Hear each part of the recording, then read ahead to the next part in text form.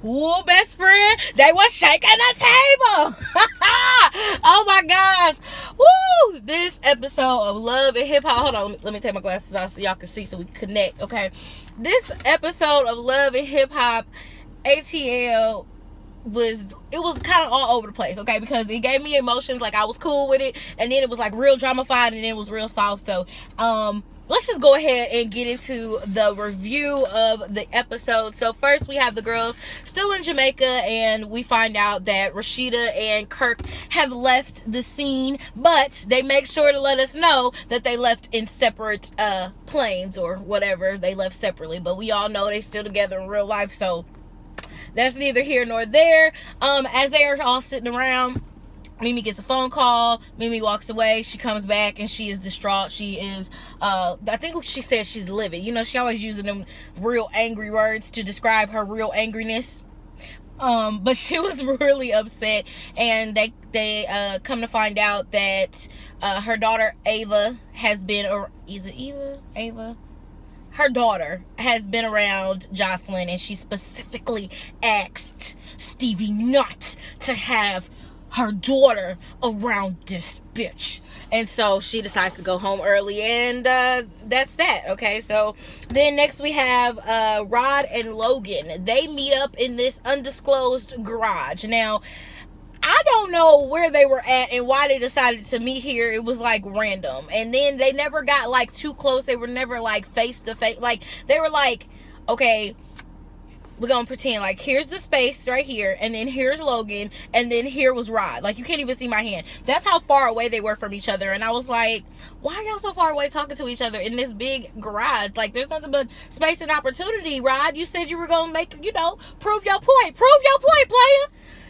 He didn't prove nothing, but Logan did get his point across, because as far as we know, Logan been still screwing Jasmine up until August or September of 2015. Now, I'm laughing at that because Rod was making a big deal like, oh, well, he don't know if it was August or September. Doesn't matter, Rod. He been screwing your girl, okay? That's all that matters. All you need to know is that while you was locked up, your girl was getting busy, okay? You said y'all met in 2012. She was still screwing somebody else in 2015. Y'all together in 2016. Something ain't adding up, okay? And you try to say that Kirk is just the only, Kirk is the one manipulating all this.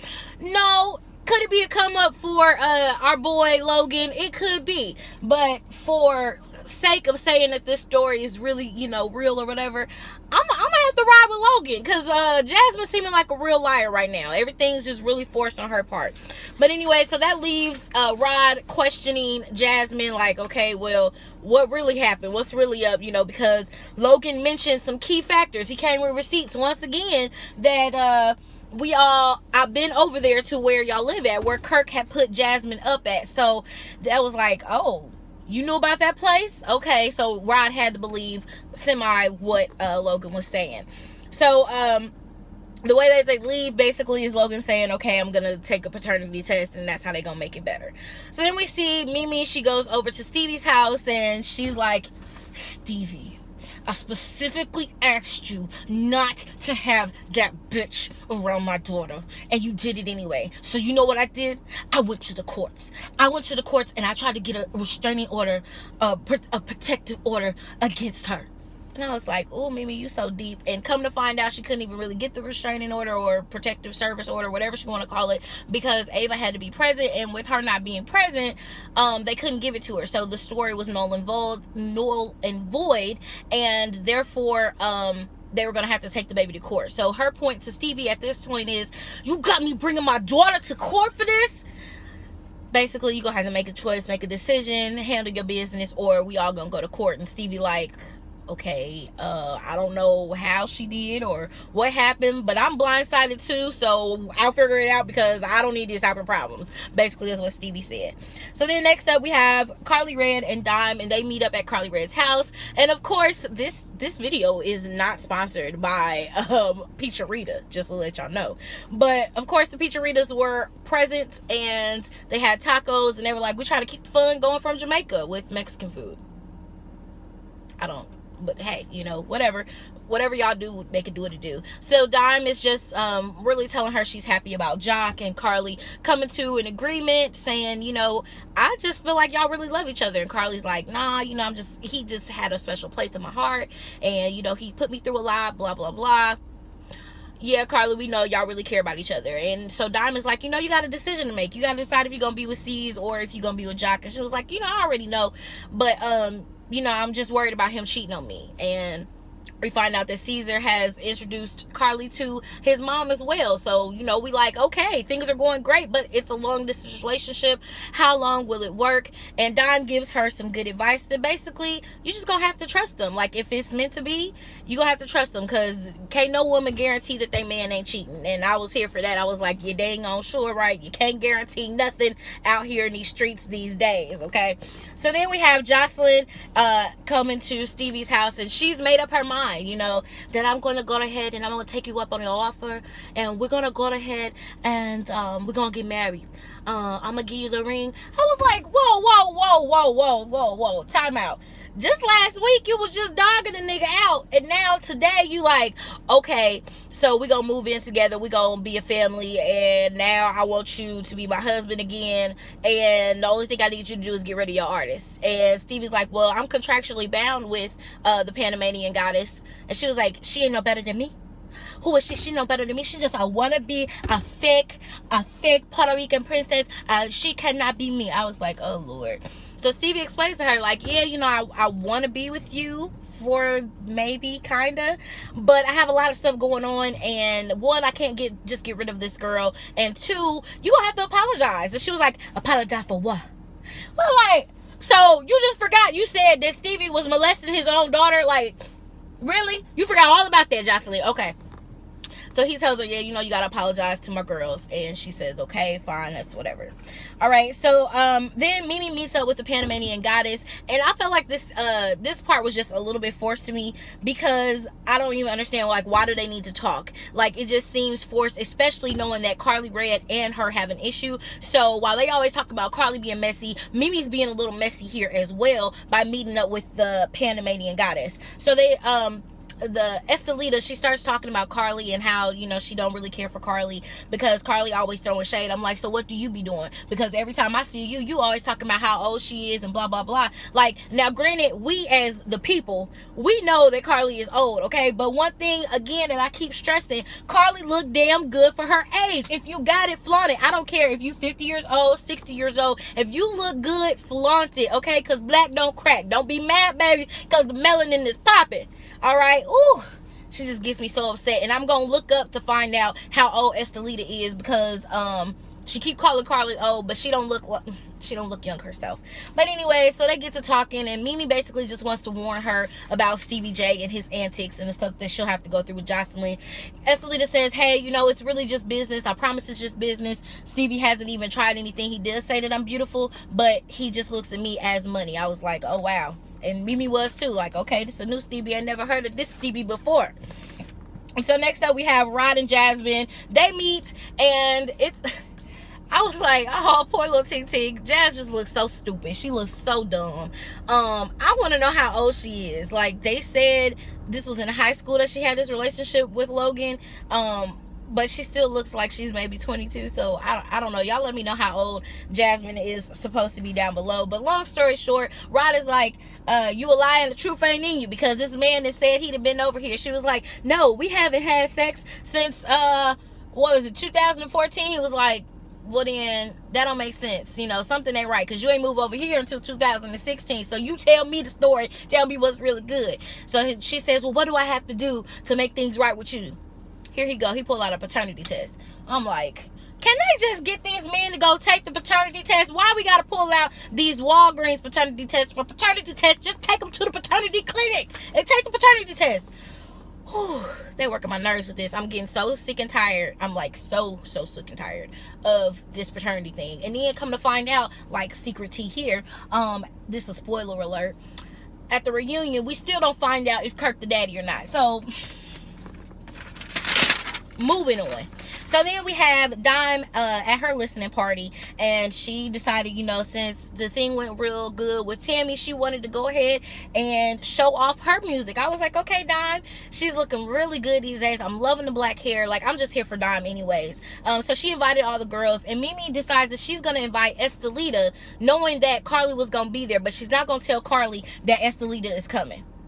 So once again, you being messy Mimi. So we're going to start calling you messy Mimi, because that's exactly what you being. These two women do not like each other, and this is an event for someone else. Why would you put them two in the same position? And you already know how Karlie is. Karlie going to pop off at any given moment.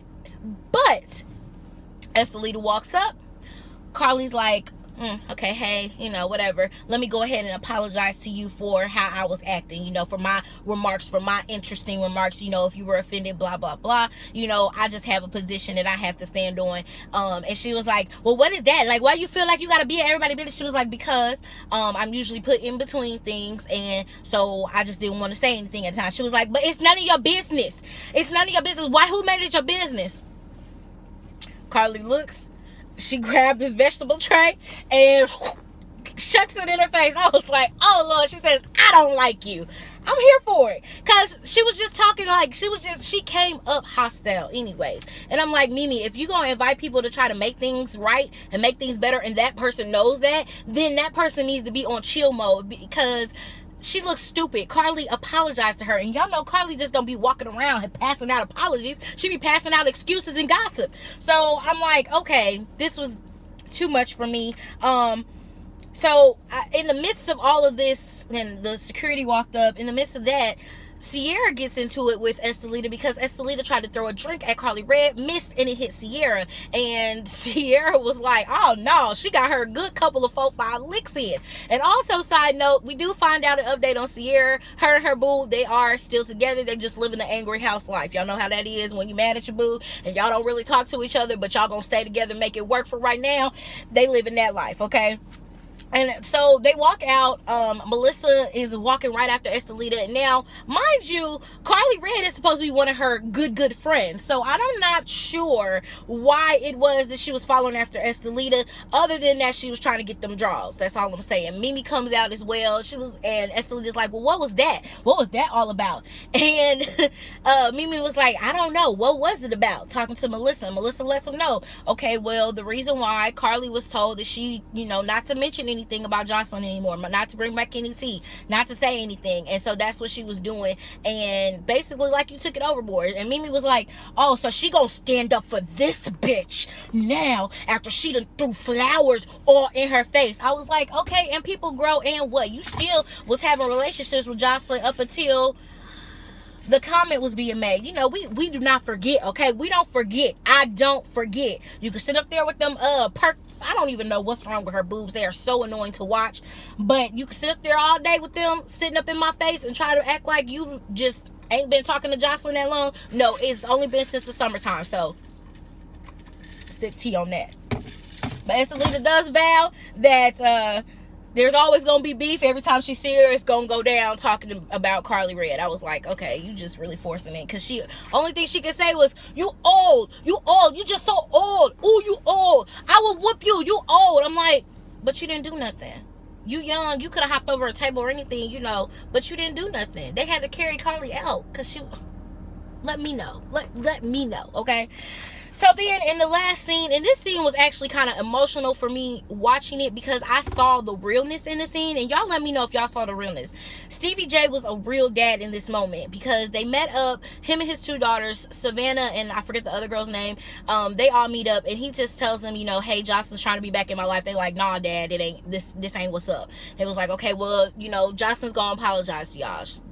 They was like, all right, we gonna be here, we gonna sit here for this only because it's you, Dad, but other than that, we really don't want no parts. So Joseline comes in, and in her confessional, she's talking about how she knows she made a mistake, but it was other people that did her wrong, and so she don't understand why everybody just coming down on her. Like, ma'am, like, you started a whole rumor about this man touching his daughter. Like, of course they are going to be upset. Like, you're gonna have to take some responsibility for something in your life, because nobody made you say that. So she tried to blame it on the whole Stevie making her have an abortion, all those episodes back. Remember I told y'all about that before, and I was like, okay, girl, like, come on now, like, just get it together. And I'm trying to hurry up because my phone just said it was overheating and I don't want it to, like, blow up or explode. This is an iPhone, but I ain't trying to have no Samsung moment. Okay, so anyways, Joseline starts apologizing. She starts tearing up, and Savannah like, I'm not having it. Like, no, like, you brought a kid into y'all grown up stuff, and now my sister got to grow up thinking about this and hearing this and stuff. Like, that's not cool. And so she's getting hyped, and Joseline said, you know you can't whoop me, right? You know you can't whoop me, right? And Savannah got up and was like, can't whoop who? Who? Tell me who? Got up in the face, and then all you know is she got mad, she got upset, and Joseline was like, for real? Y'all paid her to do this? Y'all told her to do this? And then Savannah is walking away, and this is the part that really tugged at my heartstrings. She was like hidden, and but she was crying, and you could see the passion in her eyes. Like, this woman really hurt her family, and she wanted her to know that don't matter if no TV was on or like no cameras were on or nothing, Savannah was genuinely hurt. And I love the fact that Stevie told them to turn the cameras off, and he went and tended to his daughter. He didn't care about what Joseline had going on at that moment. He was tending to his daughter, and that's a real man, especially for how whipped he is over Joseline. I was so proud to see Stevie like that. Let me turn my ear down, I'm sorry about that.